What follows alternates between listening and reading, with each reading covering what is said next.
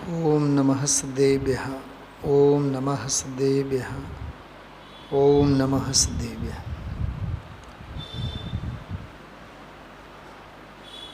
कारणकारी नियम भाग 7मो शुद्धोपयोग अधिकारनी पहली गाथा है 159। मूल गाथानो पाठ करिए आपणे। जाण दिपसदि सौवं व्यवहारणयेण केवली भगवं केवलिनाणि जाण दे पस्सदि नियमेण अप्पाणम्। गुजराती अनुवादनी गाथा आपणे लईए।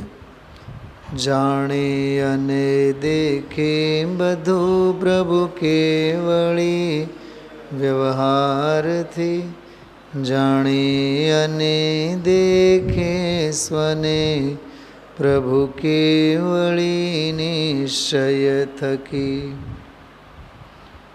मूल गाथा में तो व्यवहार थी अने निश्चय थी बने नयोनी अपेक्षाए केवड़ी भगवान ने जाणवानी अने जोवानी प्रवृत्ति केवी होय। प्रवृत्ति एटले प्रोसिजर। व्यवहार थी बधुज जाणे अने देखे अने निश्चय थी स्वने जाणे अने देखे। सरल शब्दों में आपणे कहीए केवड़ी भगवान व्यवहार नहीं थी समग्र लोकालोक ने जाणे छे अने देखे छे अने निश्चय नहीं थी आत्मा ने एटले पोताने ज जाणे छे अने देखे छे। समझाणु पण आटली ज वातमां आवा नाना बे वाक्यों बे स्टेटमेंट बे उद्गार एमांथी पद्मप्रमलधारी देवे केटलो दरियो एमांथी काढ्यो। अमृत मंथन कर्युं आम जाणे के। आजे फरी फरी मैं आ टीका 2, 3, 4, 6 वार वाँचवानी समझवानी आमांथी विषय बिंदुओ तारवानी आगम अध्यात्मना केवा केवा रहस्यो भर्या छे एने तपासवानी ताग मेळववानी कोशिश करी। तो मने तो आमां कम से कम 15 થી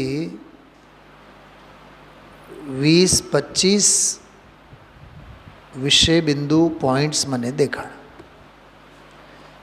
जो हाँ लखवा बैठो पण मने एम थयुं आखू सामे ज मूकीने एनी जो बात करिए तो और आपणने ख्याल में आवे। एटले आप सौना हाथ में तो शास्त्र छे ज एमां ने एमांथी ज आपणे विषय बिंदुओने समझवानी कोशिश करिए। आजे विश्लेषण व्याख्यान के गुरुदेव श्रीना कोई विगतवार खुलासाओ एनी हूँ कोई नोंध लेवानो नथी। आ स्वाध्याय में आजना आ स्वाध्याय में केवल अने केवल गाथा शू कहे छे, उत्थानिका में शू छे, टीका में पद्मप्रमलधारी देव शू खोले छे एने ज बिंदुवार आपणे चर्चा लेशुं। पहली तो गाथा आपणे वाँची गया। व्यवहार थी बधुं ज जाणे छे अने जुए छे, निश्चय थी स्वने आत्माने ज जुए छे अने जाणे छे। आमां एक वात निकળી आवे छे, एक ओर राम बीजी ओर गाम। तो आत्म रामनी स्वनी वात पोताना पक्षमां परमार्थना पक्षमां स्वने राख्या अने स्व सिवायनुं बीजुं जे कांई छे ए बधुं परना पक्षमां राखीने केवड़ी भगवान व्यवहारथी एमने जाणे छे एम आमां कहेवामां आव्युं। हवे गाथा तो आटली छे। પણ પદ્મપ્રમલધારી દેવે શુદ્ધોપયોગ અધિકારની આ પહેલી ગાથા છે.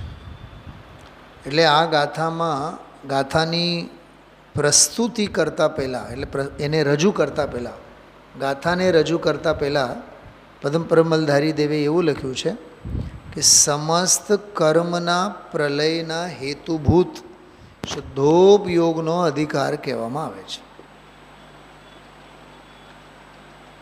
એટલે અધિકાર અંગેની પ્રતિજ્ઞા કરી. સમજાણો શું કીધું? આ એક ગાથા અંગેની પ્રતિજ્ઞા નથી. આ તો સમગ્ર અધિકાર છે. બધી ગાથા 27 બધી ગાથાઓ, 34 બધા કળશો, ટૂંકમાં બધી જ ગાથા અને બધા કળશોનો જે 31 પ્રવચનો શુદ્ધોપયોગ અધિકાર ઉપર 31 પ્રવચનો છે. 31 આ વ્યાખ્યાનોમાં ગુરુદેવશ્રી જે કંઈ પણ લેવાના છે, જે ગાથાઓ આવશે, જે કળશો આવશે, જે પણ પ્રકરણો આવશે, બધી જ એની ચર્ચા આમાં કરી છે. એક વાત થોડીક વિષયાંતર થશે, પણ હું ચોક્કસ કહીશ કે આ આખા શુદ્ધોપયોગ અધિકારમાં કેવળી અને સિદ્ધની જ વાત છે. શું કીધું? કેવળી અને સિદ્ધ. તમને એમ થાય કે કેવળી અને સિદ્ધમાં પછી ફેર કેમ? સિદ્ધ એટલે સંપૂર્ણ સિદ્ધિને પામેલા, આઠે કર્મોનો અભાવ જેમણે થયો છે, જેમણે કર્યો છે એવા. અને કેવળી કહેતા તીર્થંકર અરહંત ભગવાન 13મા ગુણસ્થાનવાળા. પણ છે તો બંને પૂર્ણ જ્ઞાની, બેઉ પૂર્ણ જ્ઞાની છે. એકને 4 ઘાતિયા ગયા છે, એકને 8 કર્મો નાશ પામ્યા છે. એક અરહંત છે તો બીજા સિદ્ધ છે. એ બેનો જ આમાં હવાલો આપીને આખા શુદ્ધોપયોગ અધિકારમાં બેની જ વાત કરી છે. બોલો, મને બપોરે આજે વિચાર આવ્યા, સમજાવવા માગે છે શુદ્ધોપયોગ, પણ ઢાળ કોને બનાવે છે? અરહંત અને સિદ્ધોને.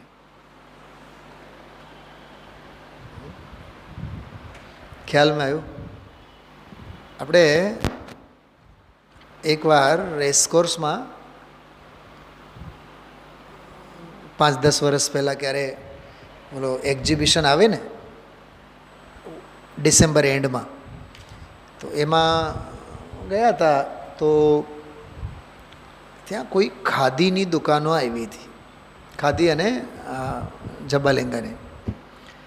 એટલે કપડાં ગમ્યા. મેં ઓલા ભાઈને પૂછ્યું કે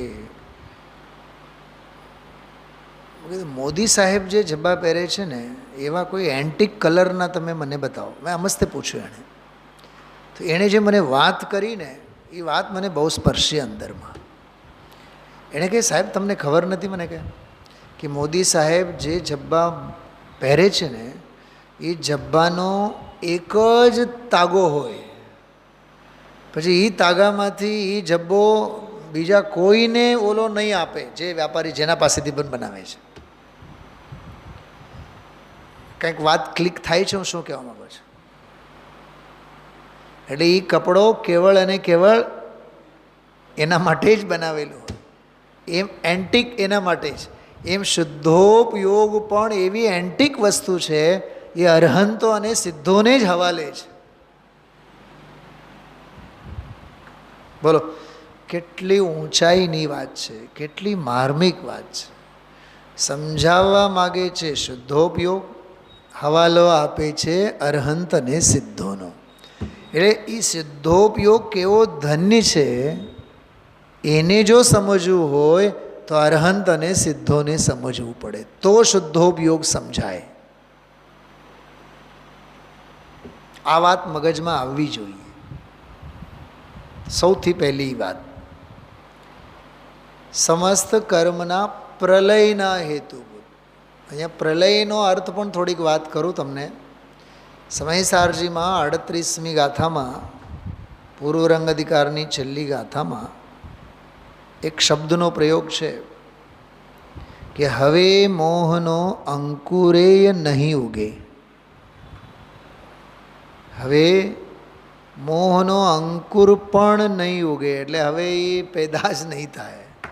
ગુરુદેવશ્રીજી એના માટે દાખલો આપતા, ગાય ઘાસ ઉપર ઉપરથી ખાય, ગધેડો જડ મૂળમાંથી ઉખેડે, એમ અમે મોહને જડ મૂળમાંથી ઉખેડી નાખ્યા છે. હવે ઉગવાનું જ નહીં. એનું નામ પ્રલય. પ્રલય એટલે સર્વનાશ.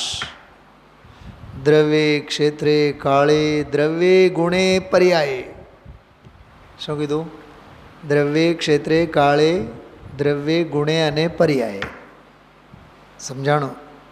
પ્રલય તો સર્વે કર્મોના, સમસ્ત કર્મોના પ્રલયના હેતુભૂત એવો શુદ્ધોપયોગ. આ તો અધિકારની મેં વાત કરી. હવે વધીએ છીએ આપણે ટીકા તરફ. પહેલો પોઈન્ટ હવે જોજો. શુદ્ધોપયોગની વાત તો રહી ગઈ બાજુમાં, પણ આ ગાથામાં જે ટીકામાં લખ્યું વ્યવહારથી આમ જાણે, નિશ્ચયથી આમ જાણે, તો પદમ પ્રમલધારી દેવ કહે છે અહીં જ્ઞાનીને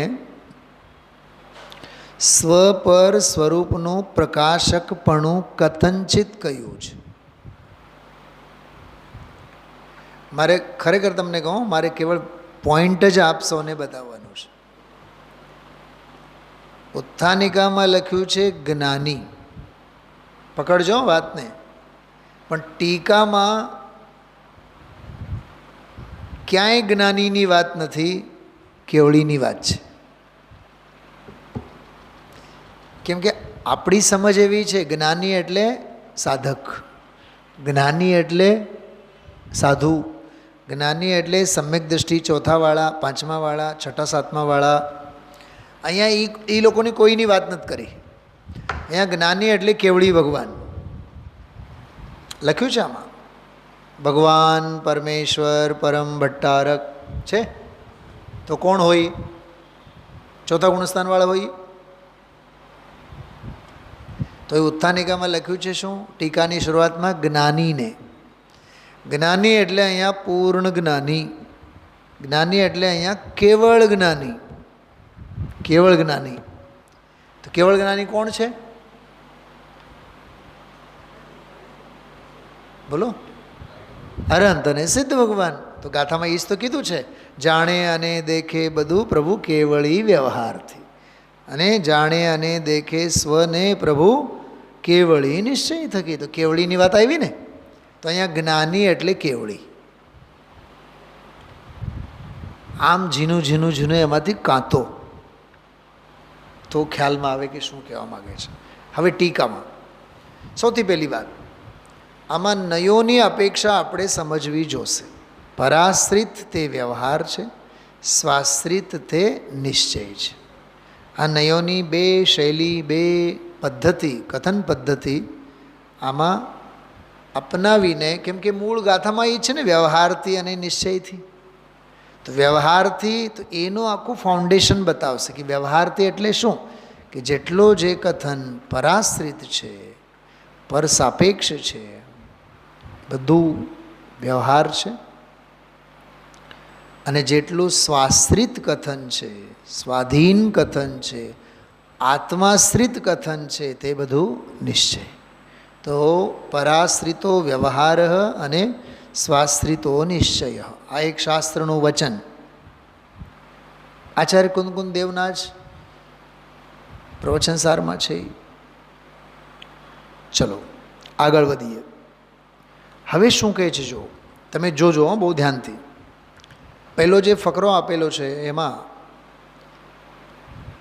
બીજી લીટીમાં વ્યવહાર નહીંથી એવી ભાષા વાપરી છે, અને ચોથી લીટીમાં શુદ્ધ નિશ્ચયથી બીજી અપેક્ષા એમાં સ્પષ્ટ કરી છે. હવે વ્યવહાર નહીંથી શું કહે છે ભગવાન પરમેશ્વર પરમ ભટ્ટારક. જો 3 શબ્દો આપ્યા, 3 વિશેષણો આપ્યા. ભગવાન પરમેશ્વર પરમ ભટ્ટારક, આત્મગુણોનો ઘાત કરનારા, ઘાતી કર્મોના નાશ વડે. જો એમાંય ઘણો દરિયો ભરેલો છે કે ઘાતિયા કર્મોને ઘાતિયા કેમ કહેવાય.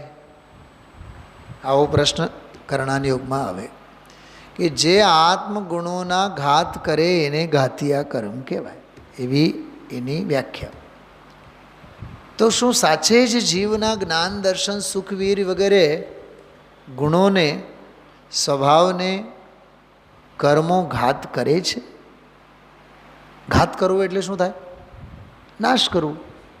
તો શું જ્ઞાનનો નાશ, દર્શનનો નાશ કરે છે કર્મો? એવા નથી કરતા ને, તો પછી ઘાતિયા કર્મ કેમ કીધું? જો આ પકડવાની ઊંધી વાત છે, આ બધી શૈલી ઊંધી છે. મોક્ષમાં પ્રકાશકમાં એનો જવાબ બહુ સરસ આપ્યો. સ્વભાવને પ્રગટ ન કરવા દે એનું નામ ઘાતી કર્મ. સ્વભાવ તો છે.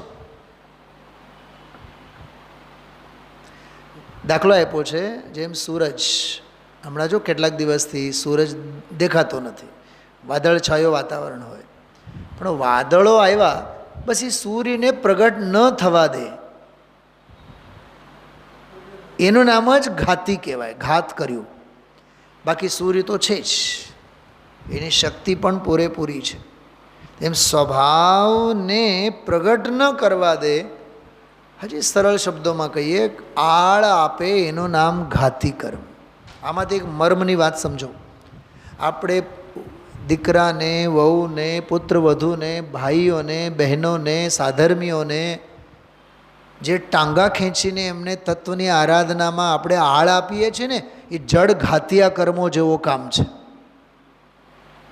નિયમથી અનંત સંસાર વધે. તને રસ હોય તો તું આવ, બાકી તને નથી તો જેને રસ છે એને આવવા દે. હજી એક વાત કરું. જીવો દોડી દોડીને સ્વાધ્યાયમાં આવતા હોય અને એને વાતોમાં વળગાડીને આપણે ઊભા રાખીએ, કેટલો મોટો પાપ કરીએ છીએ. પંચમ કાળનો મોટામાં મોટો પાપ છે.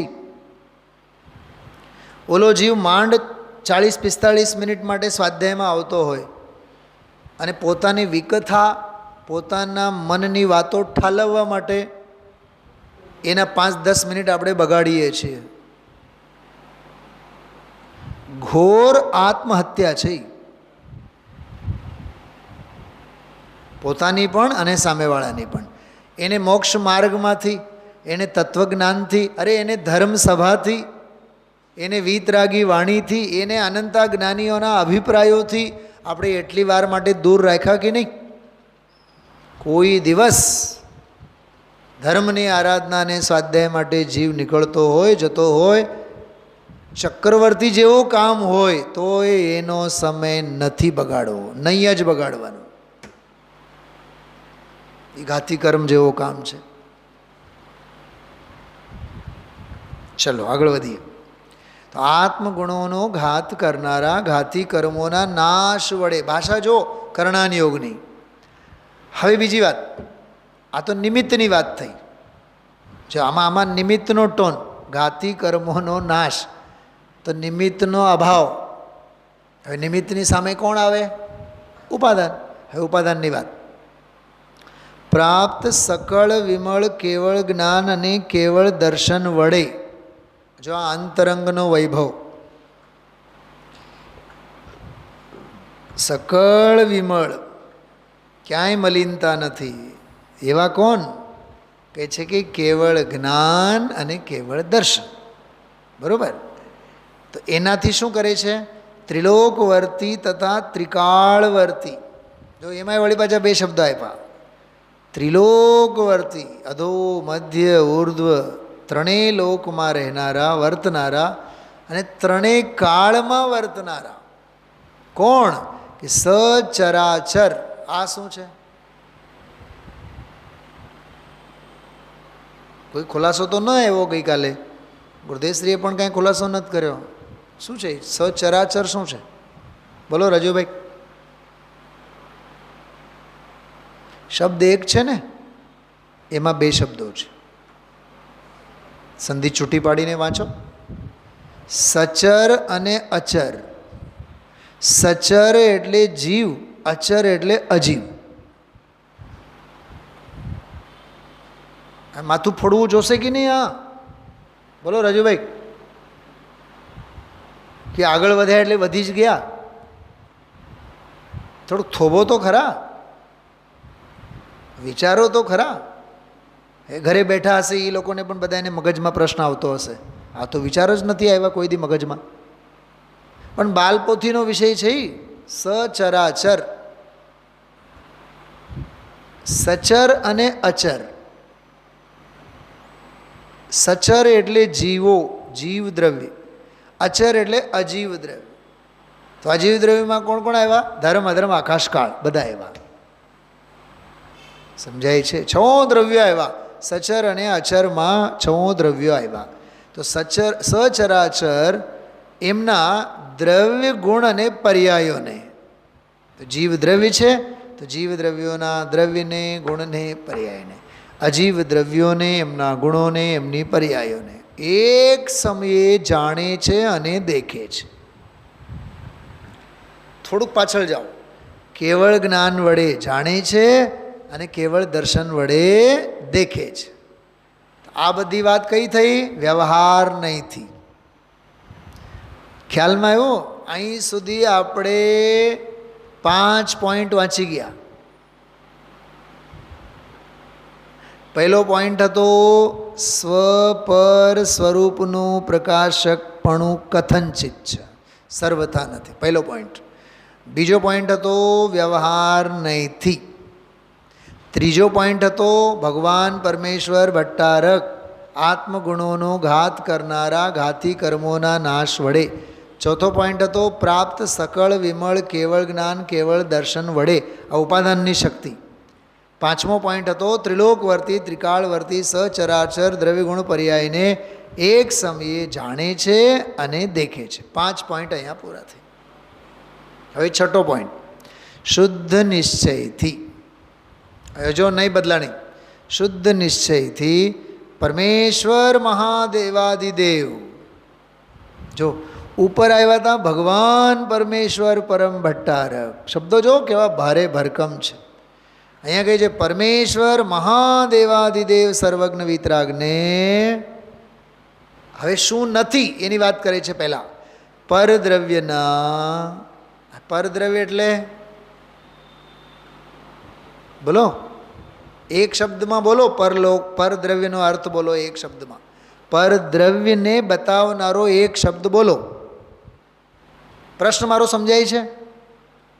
પરદ્રવ્યના ભાવને સમજાવતો એક શબ્દ વિચારો કયો છે? તમને બધાના મોઢામાં છે. લોકાલોક, આખું જગત. પરદ્રવ્ય એટલે શું થાય? લોકાલોક. લોકે આવ્યો અને અલોકે આવ્યો. અરે 6 દ્રવ્યો આવ્યા કે નહીં એમાં? આખું વિશ્વ, આખું જગત. જો ભાઈ કેળવવી તો પડે, બુદ્ધિને કેળવવી પડે. હું 3 દિવસથી માથું મારું છું આનામાં, પણ મારા આનંદ માટે મારું છું. બાકી મને ખરેખર સભાની તો જરાય નથી પડી. પણ આ ગણધરની ગાદીની એક નૈતિક જવાબદારી હોય છે. મને એમ થાય છે વક્તા તરીકે અહીંયા બેસીને માણીએ છીએ એ ભાતું તમને મળવું જોઈએ. તમને એની કેટલી કિંમત અને કેટલી કદર છે એ તમારો અંતરંગ જાણે. મને આમાં કોઈ રિપીટેશનમાં કાંઈ ભૂલ કાંઈ દોષ કોઈ દિવસ હું તમને હજી કહું, હજી મહિના સુધી વાંચવા માટે કહું ને તોય હું વાંચીશ. આમાં શું કંટાળો છે? પોતાની આત્મસંપદાની વાત છે એટલે કંટાળો નહીં લાવવાનો. આ તો રિપીટેશન થઈ ગયું, આ તો રિવિઝન થઈ ગયું. રિવિઝન નહીં, આ પોઈન્ટ કાઢો એમાંથી ખબર પડશે. તો ખ્યાલમાં આવ્યું? શુદ્ધ નિશ્ચયથી પરમેશ્વર મહાદેવાદિદેવ સર્વજ્ઞ વીતરાગને કહે છે. થોડીક વાત લાંબી છે. પરદ્રવ્યોના સંસાર, શરીર, ભોગ, આખું જગત, છ દ્રવ્ય, સાત તત્વ, નવ પદાર્થ, બધા બહારના સમગ્ર લોકાલોક કહે છે કે એમના ગ્રાહકત્વ, દર્શકત્વ અને જ્ઞાયકત્વ, ગ્રહણ કરવાપણું, જોવાપણું અને જાણવાપણું. શું કીધું? જો જાણવાપણું એટલે જ્ઞાયકત્વ, જોવાપણું એટલે દર્શકત્વ અને ગ્રહણ કરીને એમાં ને એમાં રાચવાપણું એટલે ગ્રાહકત્વ. એમ ચારિત્રના અર્થમાં ગ્રાહકત્વ શબ્દ લીધું. વગેરેના વિવિધ વિકલ્પોની સેનાની ઉત્પત્તિ. જો પરદ્રવ્યનું ગ્રહણ કરવાપણું, પરદ્રવ્યને જોવા અને જાણવાપણું એ વિવિધ વિકલ્પોની સેના છે. બોલો, આપણને કેટલી જાણવાની ઝંખના. હા, નથી ફરવા જઈએ રખડ્યા રખડ, હલો ઓલું ગાર્ડન બાકી છે, હા ઓલું પિકનિક સ્પોટ બાકી છે. અને એમાંય સમજો રાજકોટમાં આપણી ઘરે કોઈ મહેમાન આવ્યા હોય ને, યજમાનને પણ એક જ વાતની ચિંતા અને મહેમાનને પણ એક જ વાતનો લોભ, રાજકોટમાં જોવાલાયક શું છે. મહેમાનોને એની ચિંતા, યજમાનને એની ચિંતા, ઓલા આવતા 2 મહિના 4 મહિના પહેલેથી જ પ્લાનિંગ બનાવે. 3 દિવસ માટે આવે છે તો સોમવારે સવારે ક્યાં રખડવા જવાનું, સોમવારે રાત્રે કયા હોટલમાં જવાનું, મંગળવારે સવારે વળી પાછો પ્રોગ્રામ શું બનાવવાનો. એટલે 3-4 દિવસમાં સવારના, બપોરના, સાંજના બધા શેડ્યુલ ફિક્સ. પણ એ શેડ્યુલમાં સ્વાધ્યાયનું શેડ્યુલ હોતું નથી.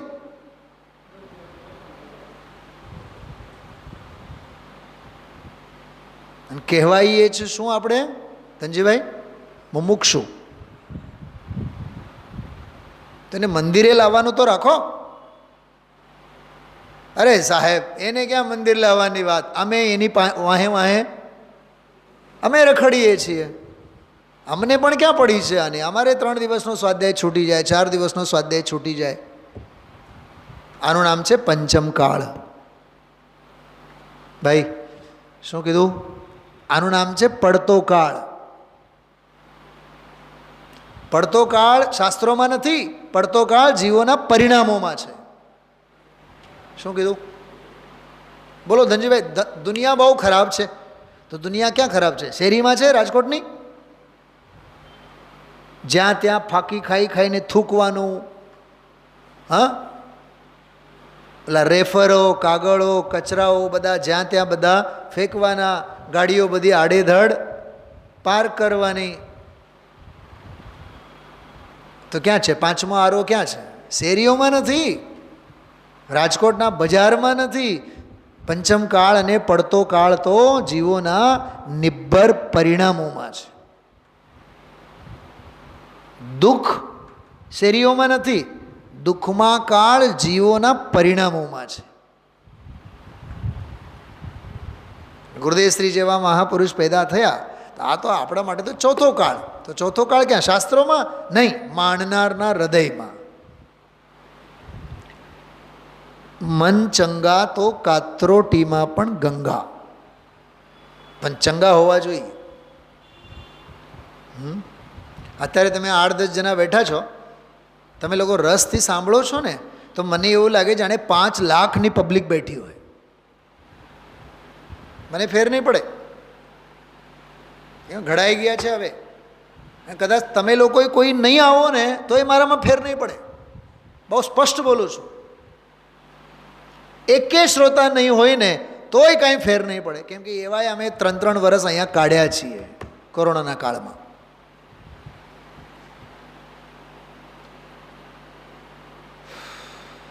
શ્રોતા વિનાની પણ સભા ગજવવાની કળા કોરોનાએ અમને શીખવાડી દીધી છે. Credit goes to corona. ખ્યાલમાં આવે છે? પરદ્રવ્યના, લોકાલોકના ગ્રાહકપણું, દર્શકપણું, જ્ઞાયકપણું, જોવા જાણવાપણું, એમાં રાચવાપણું, કે છે એ સર્વજ્ઞ વીતરાગી ભગવાનને તો એ વિકલ્પોની સેનાની ઉત્પત્તિ એમના મૂળ ધ્યાનમાં છે જ નહીં. શું કીધું? જો યાદ રાખજો, સમ્યક દ્રષ્ટિ શ્રાવક જે ધ્યાન કરે છે એ ધ્યાનની વાત નથી કરતા. અહીંયા મુનિરાજોના ધ્યાનની વાત નથી કરતા. અહીંયા સર્વજ્ઞ વીતરાગી ભગવાન જે ધ્યાનની દશામાં મૂળ સ્વભાવ ભાવની ધ્યાનની દશામાં બેસે છે એ મૂળ ધ્યાનમાં તો આવા વિકલ્પોની સેના તો સાવ ગાયબ છે. તો પછી પરદ્રવ્યોને ક્યાં જાણે, પરદ્રવ્યોને ક્યાં જુએ? એમ કરીને શુદ્ધ નિશ્ચયથી તે ભગવાન, જો હવે ત્રિકાળ નિરૂપાધિ નિર્વધિ, જો નિરૂપાધિ નિર્વધિ એટલે અમર્યાદિત નિત્ય શુદ્ધ એવા, કોણ? નિત્ય શુદ્ધ એવા સહજ જ્ઞાન અને સહજ દર્શન વડે નિજ કારણ પરમાત્માને પોતે કાર્ય પરમાત્મા હોવા છતાં પણ જાણે છે અને દેખે છે. મેં સવારે થોડુંક આને આમ બાયપાસ સ્ટાઇલમાં વાંચ્યું હતું કે નિજ કારણ પરમાત્માને જાણે છે અને દેખે છે. તો પોતે કેવા છે? પોતે કાર્ય પરમાત્મા હોવા છતાં. આ 8મો અને 9મો પોઈન્ટ છે. કેવળી ભગવાન કોણ છે? સવારે મેં પ્રશ્ન કર્યું હતું. એક છે કાર્ય પરમાત્મા, બીજો છે કારણ પરમાત્મા. કાર્ય પરમાત્મા પર્યાય છે, કારણ પરમાત્મા દ્રવ્ય છે. દ્રવ્ય પર્યાયને નથી જાણતો, પર્યાય દ્રવ્યને જાણે છે. કેમ કે જાણવાની ક્રિયા કરે કોણ? જાણવાની ક્રિયા તારે કરવી હોય તો કર, તારે મને જાણવું હોય તો જાણ. હું શું કામ તને જાણું? એ દ્રવ્યનો આવો સ્વભાવ છે, એવો મર્મ આમાં છુપાયેલો છે.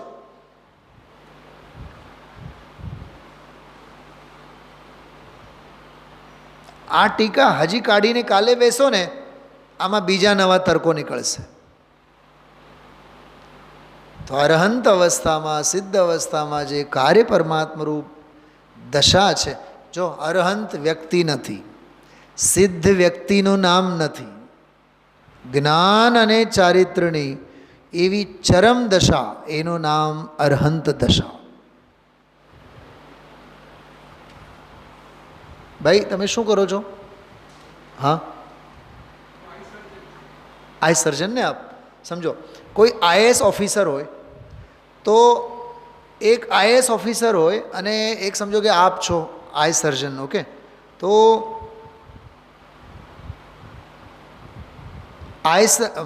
કોઈ ડૉક્ટરનું આઈક્યુ લેવલ કે આઈએએસનું આઈક્યુ લેવલ, કે ઘરમાં ને ઘરમાં 3 ભાઈઓ હોય, એક ભાઈ તો સાવ સમજો એક ટીચર જ હોય, સામાન્ય પ્રાઇમરી ટીચર હોય. હવે દરેકનું આઈક્યુ લેવલ, દરેકનું ગ્રાસ્પિંગ પાવર, દરેકનું લેવલ એ બધું જુદું જુદું હોય કે નહીં? ખ્યાલમાં આવે છે? અરે કેવળી ભગવાન કેવળ સ્વભાવમાં રહે કે દુનિયામાં રાચે? કેવળી ભગવાન કેવળ આત્માને જાણે કે દુનિયાને જાણે? કેવળી ભગવાન કેવળ આત્માને દેખે કે દુનિયાને દેખે? એટલે અહીંયા કહે છે પરને જોવા, જાણવાના કે એમાં રાચવાના. હા હા હા, સાંભળો સાંભળો સાંભળો, એ વિકલ્પોની સેના કીધું આમાં. એ કોઈ સારા વટ નથી, એ વિકલ્પોની સેના છે. અને એ વિકલ્પોની સેના, ધનજીભાઈ, એનાથી આખું જગત હારી બેઠું છે. શું કીધું? આખી દુનિયા એનાથી હારી બેઠી છે અને એને હંપાવ્યા છે કોણે? કેવળી ભગવાને.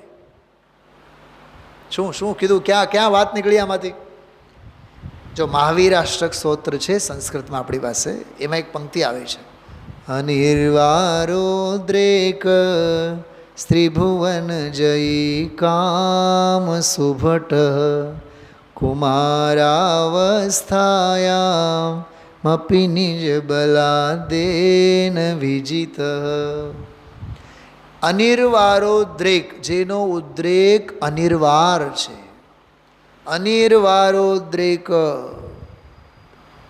કામ સુભટ, કામરૂપી સુભટ, કામ વાસનારૂપી જે કામદેવ છે એનો ઉદ્રેક અનિર્વાર છે. એણે શું કર્યું છે કે ત્રિલોકને ઉપર જય મેળવેલું છે.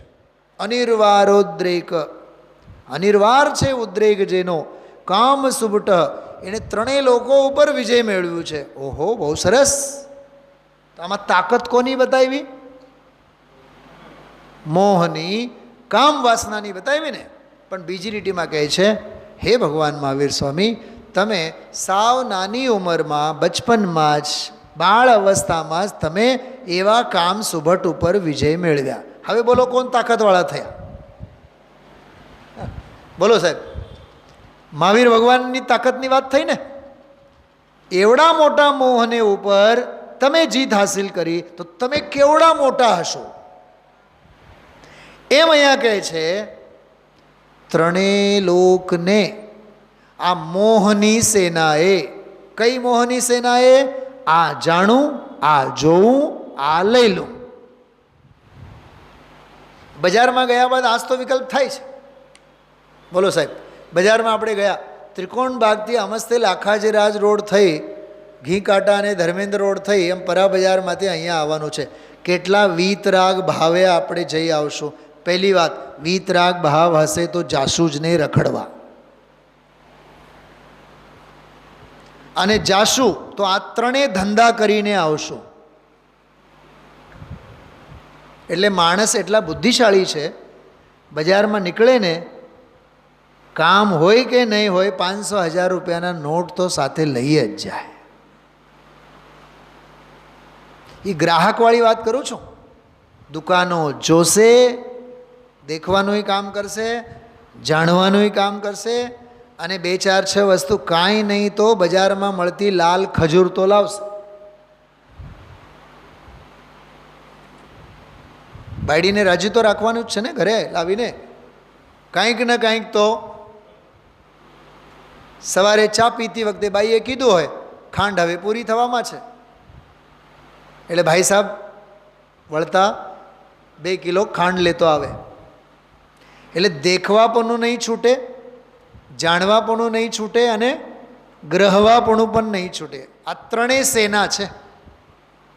અને આ મોહની સેનાએ, આ મોહના સંતાન છે. જો કે જ્ઞાનાત્મક, દર્શનાત્મક, ચારિત્રાત્મક છે, પણ મોહના રંગે રંગાયેલા છે.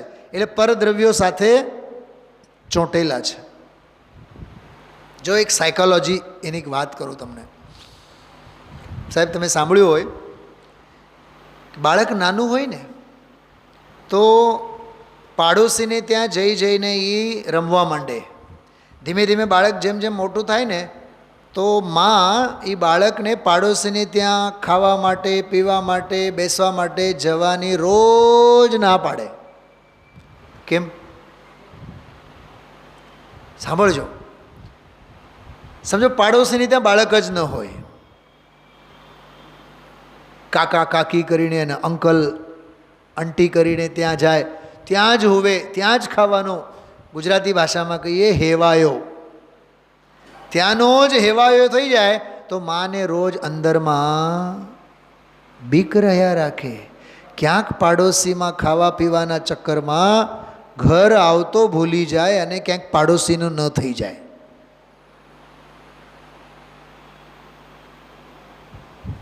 અને ઘણા બાળકો, ઘણા એના પરિવારમાં એવું જોવા મળે છે, પાડોશીને ત્યાં જતાં જતાં જતાં એના જાણે કે સગા મા બાપ પાડોશી જ થઈ જાય છે અને પોતાના મા બાપને અવગણે છે. આ જ ધંધો આમાં થાય છે. પરદ્રવ્યોમાં જાણવા, દેખવા, ગ્રહવાના સંસ્કાર જેમ જેમ દ્રઢ થાય તો સ્વદ્રવ્યની આખી દુનિયા ભૂલાઈ જાય છે. અને આવા વિકલ્પોની સેના સર્વજ્ઞ વીતરાગી દેવાદિદેવ પરમેશ્વરને હોતી નથી. કેમ કે મૂળ ધ્યાનમાં એવા કોઈ સંકલ્પ વિકલ્પો કરે એમને હોતા જ નથી. કેમ કે અંકુર સહિત એમણે નાશ કર્યા હોય. એટલે એ સહજ જ્ઞાન અને સહજ દર્શન વડે નિજ કારણ પરમાત્માને પોતે કાર્ય પરમાત્મા હોવા છતાં પણ જાણે છે અને દેખે છે. એક શબ્દ મારી સામે જો પદ્મપ્રબમલધારી દેવ હોત, અથવા હું એમની સામે હોત, તો મેં એમને એક વાત કરી હોત, ઉપર તમે લખ્યું છે પરદ્રવ્યના ગ્રાહકત્વ, દર્શકત્વ, જ્ઞાયકત્વ, તો એમાં તમે બે જ લખ્યા છો, જાણે છે અને દેખે છે. એક લખો ગ્રહે છે. અરે કોમ્બિનેશન સમજાય છે. ઉપર 3 આવ્યા તો નીચે પણ 3 આવવું જોઈએ ને. પરદ્રવ્યના સંદર્ભમાં 3, તો નીચે સ્વદ્રવ્યના સંદર્ભમાં પણ 3 આવવા જોઈએ.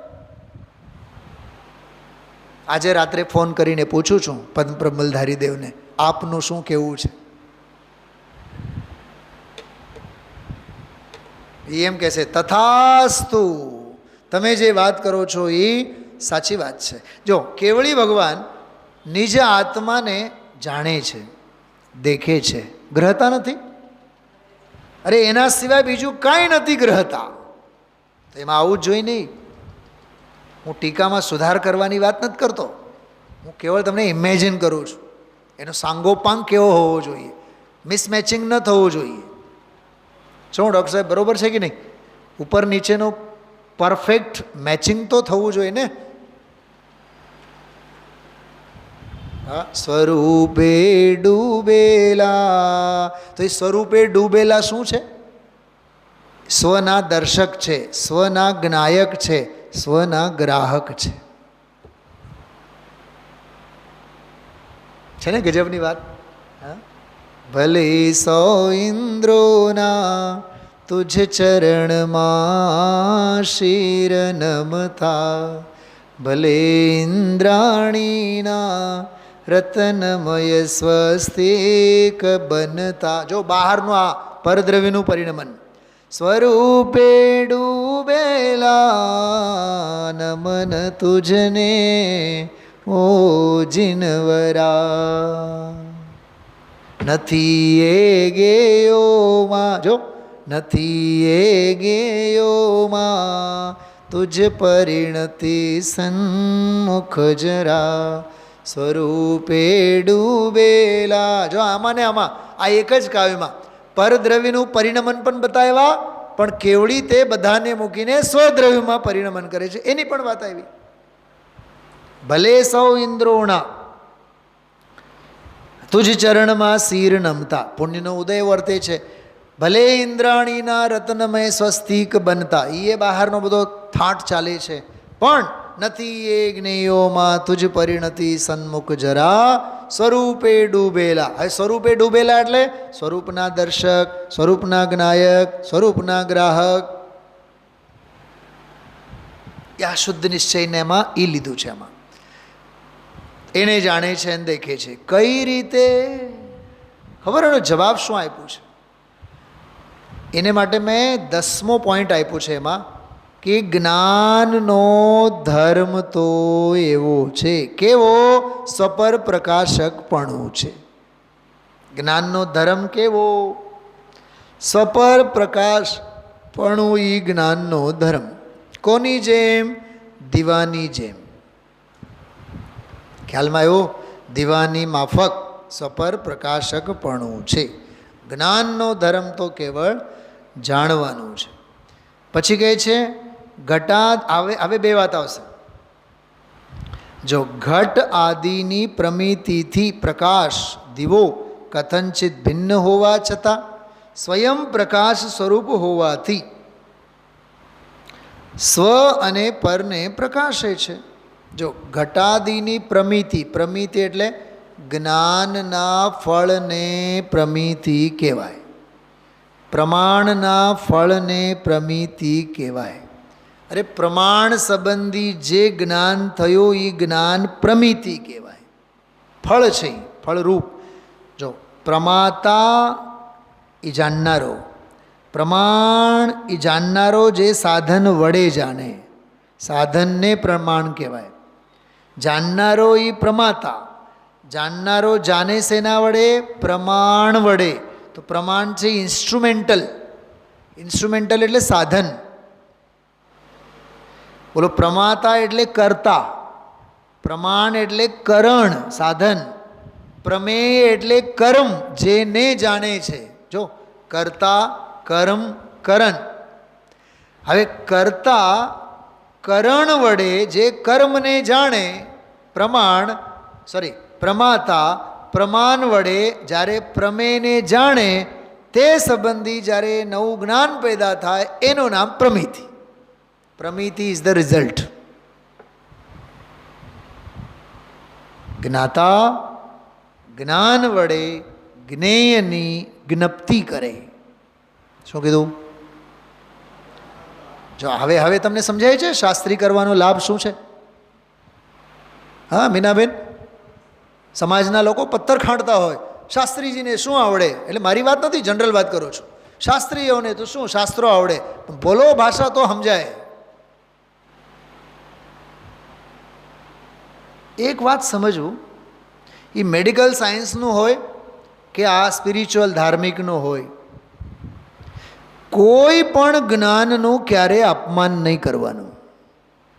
પહેલાં રિસ્પેક્ટ કરતા શીખો. શું ડૉક્ટર સાહેબ એવું છે કે નહીં બતાવો? હા, તમે આઈ સર્જન તરીકે, આઈ સ્પેશિયાલિસ્ટ તરીકે કામ કરતા હો, પણ MBBSની લાઇનમાં, MDની લાઇનમાં, ટૂંકમાં ડોક્ટ્રિન્સની લાઇનમાં, ફિઝિકલ સાયન્સની બાબતમાં જેટલો રિસ્પેક્ટેબલ સબ્જેક્ટ બોટની હોય એટલો જ રિસ્પેક્ટેબલ કેમેસ્ટ્રી હોય. જેટલો રિસ્પેક્ટેબલ કેમેસ્ટ્રી હોય એટલું જ રિસ્પેક્ટ આપણને ફિઝિક્સ પ્રત્યે હોય. ક્રિકેટની વાત કરીએ, અરે તને બેટિંગમાં રસ છે, બોલિંગમાં પણ હોવો જોઈએ. ચાલ તું કાંઈ વાંધો નહીં, બોલિંગ ન કરી શકીશ, પણ ફિલ્ડિંગમાં તો હોવો જ જોઈએ. એવું નહીં હાલે કે હું બેટિંગ જ કરીશ. મીનાબેન, આ જીનવાણી મારી સામે મૂકી છે, મેં મારા જીવનની જે ઘડ્યા છે ને, હું તમને શબ્દોમાં ન કહી શકું. લખવા બેસું તો હજારો પાનાની આત્મકથા લખાય, હજારો પાનાની. પણ હવે સમાજને એની ક્યાં કિંમત છે? હા, એ તત્વની કિંમત જ નથી. તમે આવો ને, તમારા હિંમત હોય તો આખી રાત આવો મારી પાસે, રાત બેસીને તમને આ ન્યાય ભણાવું. પણ ભૂખ કેટલાને? ભૂખ ક્યાં? મરી પરવાર્યા હોય, ભાવનાઓ મરી ગઈ હોય તો શું તત્વજ્ઞાન? આ એવું લાગે જાણે કે ઘડો ઊંધો છે અને ઊંધા ઘડા ઉપર આપણે રેડીએ છીએ. ઘણીવાર બહુ દર્દ થાય, મને બહુ પીડા થાય કે આવું ગજબનું તત્વજ્ઞાન આપણી પાસે અને આવું બધું ન્યાય અને વ્યાકરણ આપણી પાસે ભરેલું છે, પણ એવું લાગે વન વગડામાં ધોધમાર વરસાદ થાય છે.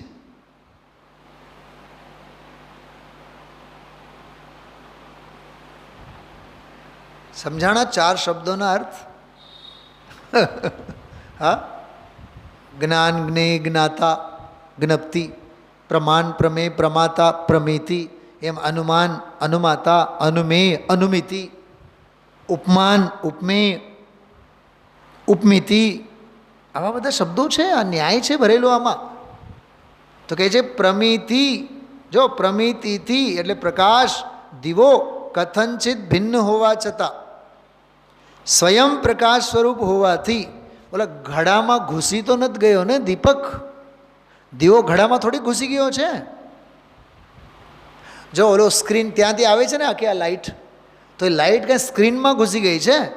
બિલકુલ નહીં. સ્ક્રીનને એ અડી જ નથી. સ્ક્રીન સ્ક્રીનમાં છે, લાઇટ લાઇટમાં છે, નજરોની સામે જ છે ને. હા, એમ જ્ઞાન જ્ઞેયોને પ્રકાશે, પણ જ્ઞેયોમાં ગયું નથી અને જ્ઞેયો પણ જ્ઞાનમાં આવતા નથી. આત્મા પણ, જો આ 12મો પોઈન્ટ, આત્મા પણ જ્યોતિ સ્વરૂપ હોવાથી વ્યવહારથી ત્રિલોક અને ત્રિકાળરૂપ પરને અને સ્વયં પ્રકાશ સ્વરૂપ આત્માને પ્રકાશે છે. તો આટલા એક ફકરામાં 12-13 પોઈન્ટ આવ્યા. અને પછી સમ્યક જ્ઞાનની વ્યાખ્યા, એમાં દીવાનો દાખલો અને એ નિર્ણયાત્મક જ્ઞાન છે એની વાત, અને ઓલી વાત ફરીથી આવી એમાં પ્રમિતિથી કથનચિત ભિન્ન છે. એટલે એ આખો કોટેશન છે, સંદર્ભ છે. એમાં વસ્તુનો યથાર્થ નિર્ણય સમ્યક જ્ઞાન છે અને એ સમ્યક જ્ઞાન દીવાની માફક સ્વના અને પદાર્થોના નિર્ણયાત્મક તથા પ્રમિતિથી કથનચિત ભિન્ન છે. એમાં પણ ઘણા બધા ન્યાયો ભરેલા છે. પણ હવે શું કહું તમને, આજે આવ્યું ને મહાસેન પંડિતનો આ શ્લોક, એમાં જે આવ્યું ને વસ્તુનો યથાર્થ નિર્ણય તે સમ્યક જ્ઞાન, તો ખબર ન્યાયના ગ્રંથોમાં શું આવે? સ્વાપૂર્વાર્થ વ્યવસાયાત્મકમ જ્ઞાનમ પ્રમાણમ. સ્વ અને અપૂર્વાર્થ, પૂર્વે કદી પણ જેણે જાણ્યા નથી એ જે નવો જ્ઞેય છે, સ્વ અંગે અને અપૂર્વ અર્થ અંગે વ્યવસાયાત્મક, વ્યવસાયાત્મક એટલે નિર્ણયાત્મક જે જ્ઞાન છે એને પ્રમાણ જ્ઞાન કહેવામાં આવે છે. એ વ્યાખ્યા છે. એમાં જ્ઞાન વ્યવસાયાત્મક હોય, સંશયાત્મક ન હોય, વ્યવસાયાત્મક હોય, નિર્ણયાત્મક હોય. તો એ જે નિર્ણયાત્મક જ્ઞાન છે એ પ્રમિતિથી કથનચિત ભિન્ન છે. એને એ વાત એમાં રિપીટ કરીને વાત કરી. હવે એ સ્વાશ્રિતો નિશ્ચયવાળો જે પ્રકરણ છે એમાં કેવી રીતે સ્વપર પ્રકાશકપણું નિશ્ચય પક્ષે પણ છે એની બધી વાત આવશે. જોશું, સહજ જેમ બને એમ લેશું. ઓમ નમઃ સિદ્ધેભ્યઃ.